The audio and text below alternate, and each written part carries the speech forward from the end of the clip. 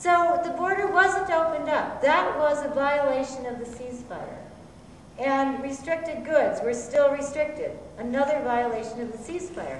But the most clear violation of that earlier ceasefire, no matter what Fox News might have told us on the TV screens here, was that on November 4th, Israelis, kind of special operations military people, went across the border into Gaza and killed 6 Gazans.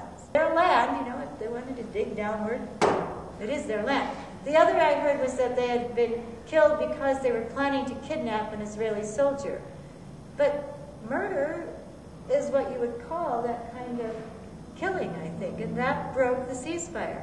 And it was predictable after that that some groups inside of Gaza would start to fire what a Palestinian doctor named Dr. Atala Tarasi to me called rockets. He was trying to be wry in a sense, or droll, and he wanted to make it clear that these rockets, these Qasaf rockets that are being fired into Israel are not, they're pretty primitive weapons on the whole.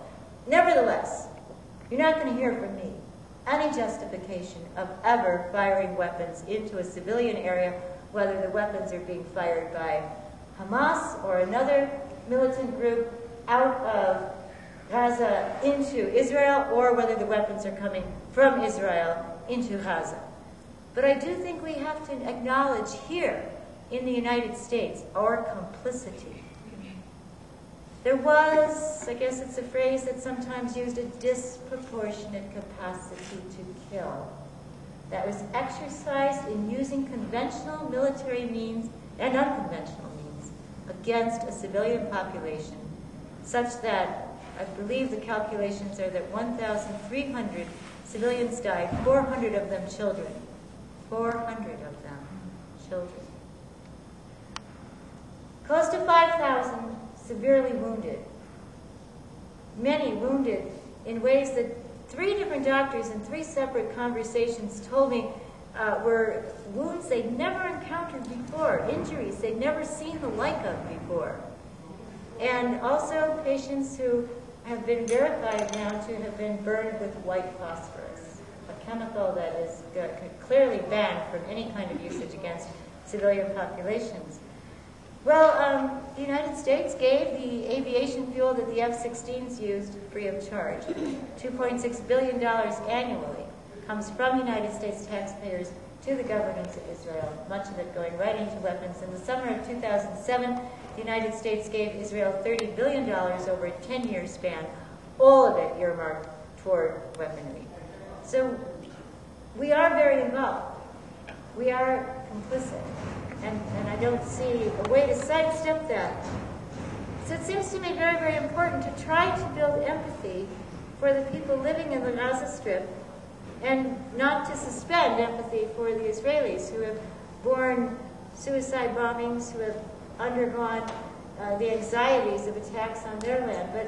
But it seems to me that what's kind of underreported is the ongoing warfare that people in Gaza have suffered, from economic warfare represented by the state of siege, and then also the military assault, this very, very fierce, most recent military assault.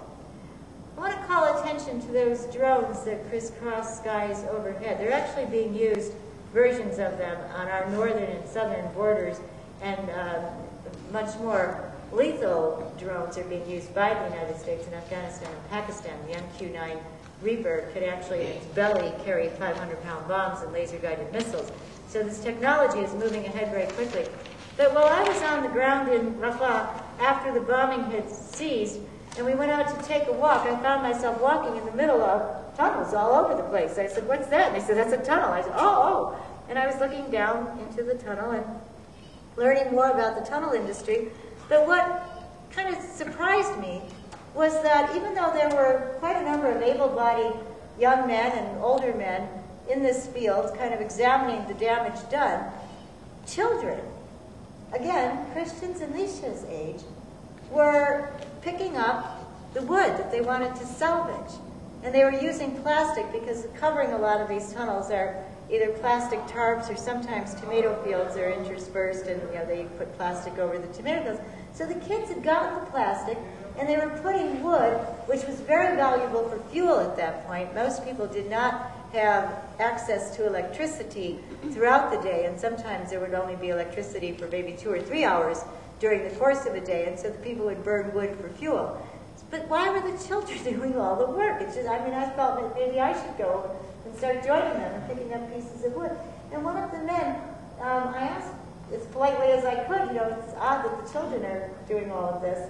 And he said, please, madame, could you notice up above, if they see me picking up a piece of wood, they might think it is a weapon, and we all could be killed. So you see, we do not pick up the... Imagine being trapped inside of a tiny strip of 1.5 million people, the most dense population imaginable. And they can't get out, nothing can come in, and they're always being watched from up above by people taking these camera images, and then the people who examine these images, they can see the faces. You know, whoever's examining these images, they see the actual faces of the children. They can see what's going on. And sometimes these planes hover for a long, long time, picking up lots of information so people know when you go in your house and when you go out of your house and when you take out the garbage. It's an eerie feeling. And of course, that's the data that's then used to determine what the X is for where the bomb would hit.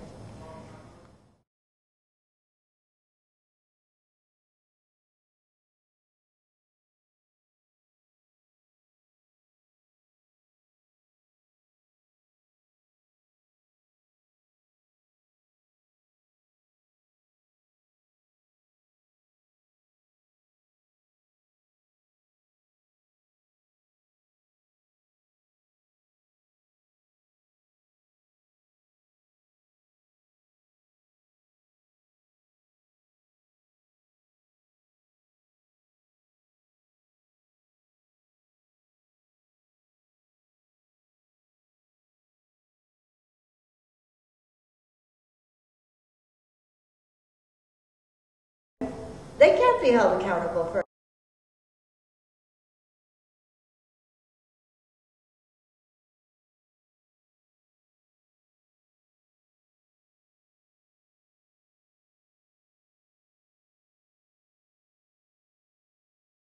never, never, never punish.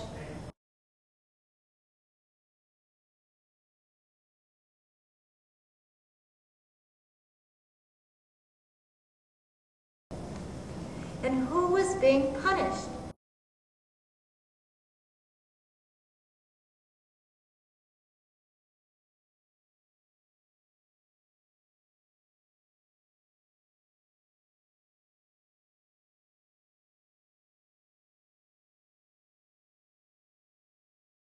So that needed goods could come through. Well,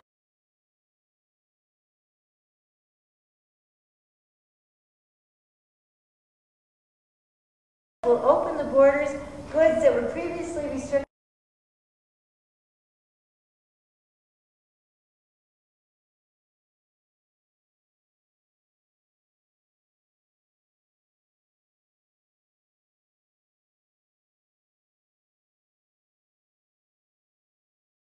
$700 trucks.